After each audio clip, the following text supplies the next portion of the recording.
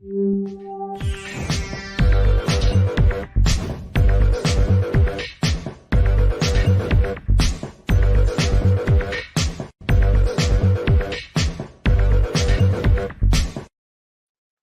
everybody, welcome to the show. You know where you are, the 9 at 9 with me, Tigo. And today is that special day when we get to talk about sports. And if you know me at all, you know I love me some sports. I really, really do. Today, Cecil Harris is here, and he's going to talk about things that I want to know, how to break into sports media. This is going to be fun. Sit right there. We'll be right back.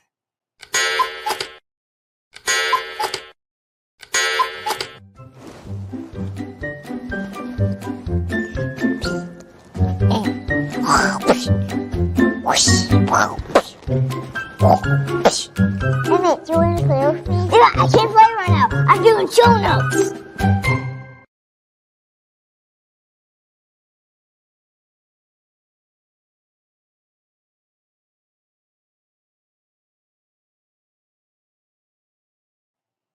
Yep, you heard me right. We're going to talk about two of the top 5 things I love: sports and media. Because our buddy, our sports expert, our media expert, he's here. Cecil, are you out there? I'm here, Tigo. Great to be with you. Great to have you here, man. You've been in sports media for, at least 6 or 7 months, right? Decades.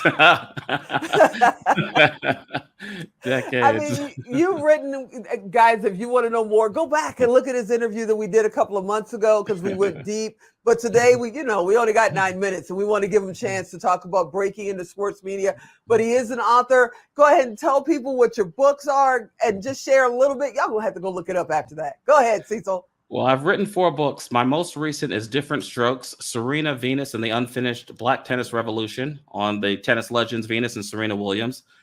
My 3rd book was Charging the Net, a history of blacks in tennis from Althea Gibson and Arthur Ashe to the Williams sisters.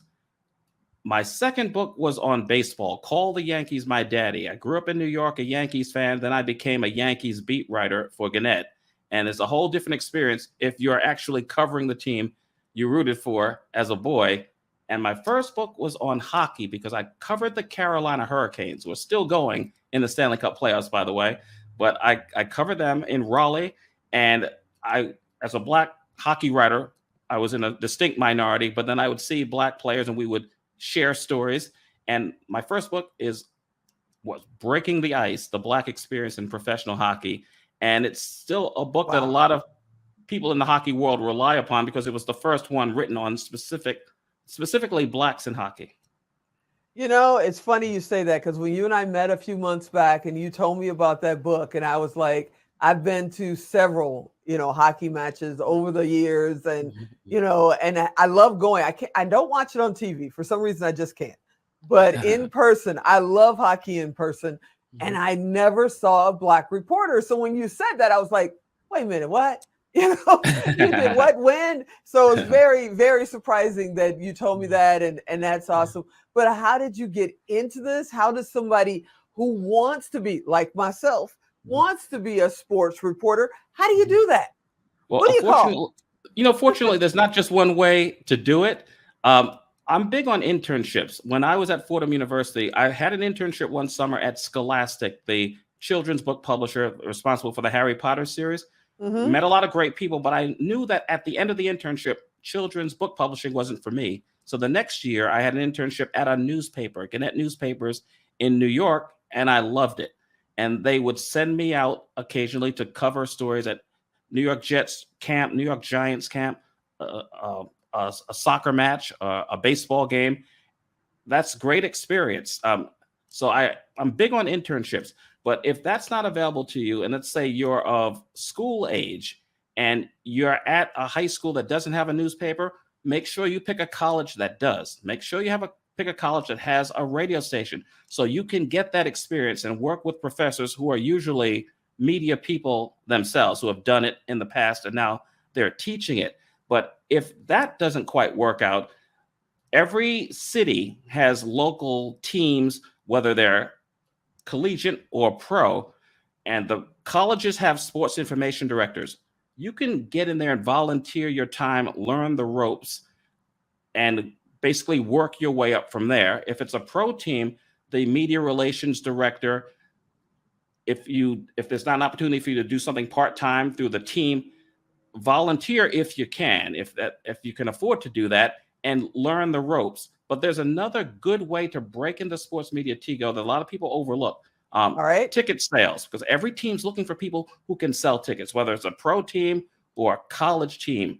And if you're good at ticket sales, you'll be able to stay within that organization and work your way into an opportunity where you can write, broadcast, do a combination of both. But ticket sales is a good way to get in the door with a sports team. Okay, so how do you get in the door with ticket sales? Like, this is the first time I'm hearing that, especially for a pro team. How do you break in the door for ticket sales? Well, every team has a director of marketing. They may actually have, if it's a big franchise, like say the New York Yankees, a director of ticket sales. You can contact that person and see if you can get an opportunity to sell, to be on the marketing side of things. That gets your foot in the door. That gets you around the team.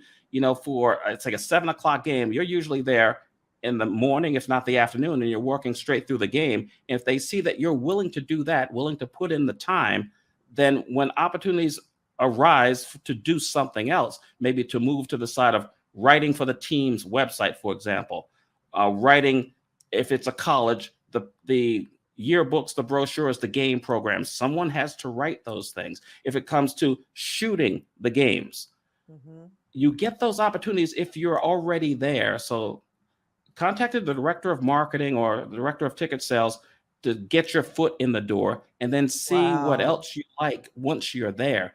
A lot of people will say, oh, I want to be a broadcaster. And a lot of people do want to be a broadcaster, but you notice that more and more athletes are getting those opportunities. I mean, Tom Brady has this huge deal with Fox waiting for him when he retires. We don't even know if Tom Brady's a good broadcaster.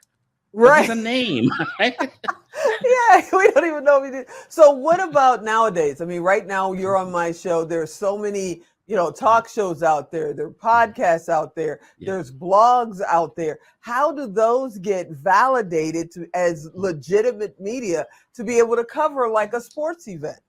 I think teams that don't give press credentials, let's say media credentials to bloggers, are missing the boat. I noticed that the U.S. Open tennis tournament that's here in New York every year, they're taking in more people who do tennis blogs based on the number of followers. So, I mean, anyone can start a blog, anyone can start a podcast, but if you build your audience and you show them that you have loyal readers, loyal viewers, then it's incumbent upon them to let you in, to give you press credentials, because you're expanding, the teams will be expanding their reach, bringing more people in who maybe don't follow the team or don't get that inside information, where you would have access to interview the players, the coaches, the officials, and that enhances your blog or podcast. That also enhances the fan base of the team.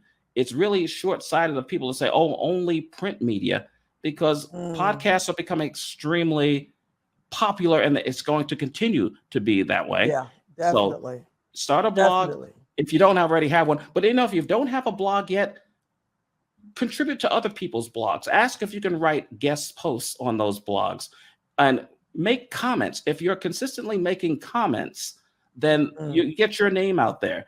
And I don't want to delve too much into politics, but I just want to give this example. Sean Hannity has been doing a talk show on Fox for the past 25 years. He started as a caller of radio shows, and he called so often they said, hey, have you ever considered hosting a show? That's how he got started. He was in the construction business. He was not in media. Wow. And on that note, I know we're going to get cut off here in a second. I want to thank you so much for all that information condensed into 9 short minutes. You are amazing, sir. I can't wait see what we're going to talk about next month. You are the best. Thank you, Tigo. Thank you for inviting me. Hey, everybody. Now, if you want to reach Cecil, you know what to do. Go to tigodirect.com, type in Cecil, type in sports media, type in sports. He's going to come up. Send him a private message. He'll get it in his inbox. It'll say it came from Tigo Direct, and he'll reply right back to you. I know he would because he's a great guy. All right. I hope you enjoyed this episode. I hope you took great notes. If not, go back and watch it again. It's only 9 minutes. And as always, I'm Tigo. I'll talk to you next time.